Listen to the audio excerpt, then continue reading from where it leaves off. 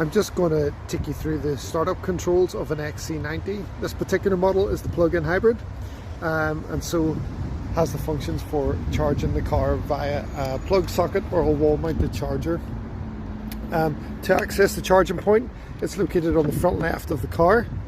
You just take this wee cover off, plug in your charging cable, and then plug the other end into your power source. Once you lock the car, this wee light will change from purple to green, and whenever it goes green, that means that the car is charging.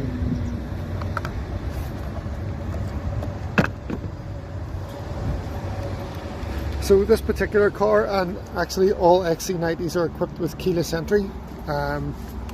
So currently the mirrors are open, which means that the car is unlocked. To lock the car, you can see the wee groove in the door handle. If you just cover it, the mirrors will fold in and show that the car is locked. And then to open it, you just put your hand on the handle and the car will unlock. To adjust your seat, the power seat controls are down on the side of the seat. So forwards, backwards, the back end of the seat lift up, back end of the seat down, and then you can also control the front section of the seat separately. Whenever you get the seat to a position that's comfortable, you can save it by pushing M and then 1. Once you're inside the car, to start the car, you just put your foot on the brake and twist the start button towards you. The screen will illuminate and the car will be started. If any messages come up on the screen, like this one that says that I'm not wearing a seatbelt, you simply clear it just by pushing the wee circle button in the middle of the steering wheel. So to control your wing mirrors or your windows in the car, they're all from these wee buttons here. You select your wing mirror left or right and use the toggle to control the mirrors. So on the right hand stalk, you've got your windscreen wipers, and on the left hand stalk you've got your lights and indicators. The car is currently showing that it's in park. To put the car into drive, with your foot on the brake, simply pull the gear selector the whole way back, let go, and then it'll put it into drive. Whenever you want to put the car into park, you simply just push the P button and it puts it back into park. So whenever the car is in drive, for you to go, if you take your foot off the brake and push on the accelerator, it will automatically disengage the handbrake. If you want to manually disengage the handbrake, just click the handbrake button down and that'll take it off, and then to put it back on again, you just click it up. So on the screen in the hybrids, in the top section you've got your battery level indicator, and on the bottom you've got your fuel gauge. So in these cars you also have an SOS button on the left, and on the right hand side here you may not be able to make it out, but it is a little speech bubble. So SOS, in the event of an emergency, if you push that button, it'll take you through to an operator and they will send out emergency services to your location if you need them. The wee speech bubble button on the right is, if you push that button, it'll take you through to an operator, and the operator will have a chat about the car, and they'll send out roadside assistance or breakdown recovery, whatever it is that you may need. So on the middle screen, this is your Google system in the XC90. So you have Google Maps in the top section, and you also have your Google Maps that come up here on your main screen. To get out of this, you simply just push the button at the bottom and it takes you back to your main screen. When you're in the maps, you can just ask the Google Assistant where you want to go, and it'll put the destination in here, and it will automatically calculate the route. Down below that you've got your radio stations. So the car is currently set with DAB radio. You do have an option there to go to FM, but DAB is obviously the preferred choice and the better sound quality. To choose what station you listen to, if you just scroll up and down, tap on whatever station it is, and then that'll be the one that will play. To connect your phone, simply just connect. You may need to wake up the Bluetooth on your own phone, so you may need to switch the Bluetooth off, switch it back on again, and then once you search with the car, it'll be able to pick it up for you. To change the temperature in the car, you tap on the wee picture of the fan, So you can select the fan speed, where the fan's going to blow, and what temperature you would like it to be in the car, just with the wee arrows. You can also do this with voice controls. Hey Google, set temperature to 18 degrees.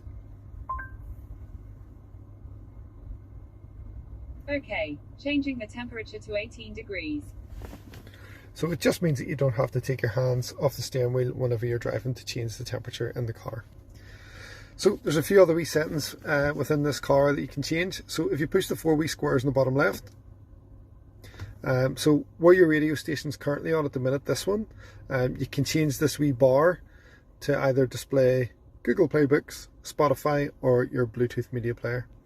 Next level down, you've got your phone, or it'll have Apple CarPlay, and then the bottom one, you've got Google Assistant or your car status. And your car status will tell you things like what your oil level is in the car, and if you need to top anything up, or if your tire pressures are low. So all these things are accessible all by the 4 wee squares on the bottom left. You have a drop down menu, and here you can just pair your key up and you can have the car set up to your own settings. On the bottom right is your gear wheel, so it's your main settings for the car. So if you go into driving, with the hybrids, the car will always start in hybrid mode, but you do have the option then to change into either power or Polestar. Polestar is the upgraded version on the hybrids. You've got pure, off-road and constant all-wheel drive. So if you want to just run the car in battery mode until the battery runs done, you would select pure, and then the car will stay in battery regardless of how you drive. If you start in hybrid mode, which the car always does start in, the car will flick between battery and petrol, just depending on your driving style. So you've got charge, hold and auto for battery usage. So if you've got, at the minute it's showing 36 miles of range here on the battery. If you need your battery for, if you're driving through a certain city that means you have to be in battery mode, you can put it on hold. And if you were to put that on hold now, you'll see the wee padlock comes up beside it. So that means on your journey you will not be using any of the battery, and it will be saved until you get to an area where you do need to use it. And then you also have charge, so if you put the car into charge mode when you're driving down the road, it will start to generate a bit of charge and build up the battery again. But again, the most efficient way to charge these cars is by plugging it in. So on this one, this car has air suspension, so you can switch that on and off, and you can also have air suspension control for easy entry and exit, which means the car will just drop down by about 40 mil, and it just makes it a little bit easier for some people to get it in and out of the car. There's some other controls here as well that you may or you may not need. Auto close sunroof cover, and that just means whenever the temperature gets over 25 degrees, that the sunroof or the cover will automatically close over, just to protect you inside the car. These are your heads-up display controls. You won't be able to see these on the video, but your heads-up display will come up ahead of you, and you can adjust where it's sitting on the screen, just depending on where you are on your seat. But all your controls for looking at different things in the car are all located down in the bottom right settings. So lastly, if you want to fuel the car, which you probably will, if you push this button in, it'll come up, it'll tell you that the car is preparing for refuel. It's just releasing some gas from the fuel tank before it will unlock the fuel cap for you. And once it's unlocked, you just push on the left hand side, it unlocks it, and then you can just put the nozzle straight in. It'll also tell you what the fuel is that you can use, E5 and E10, which will be marked on the fuel pumps in the filling station.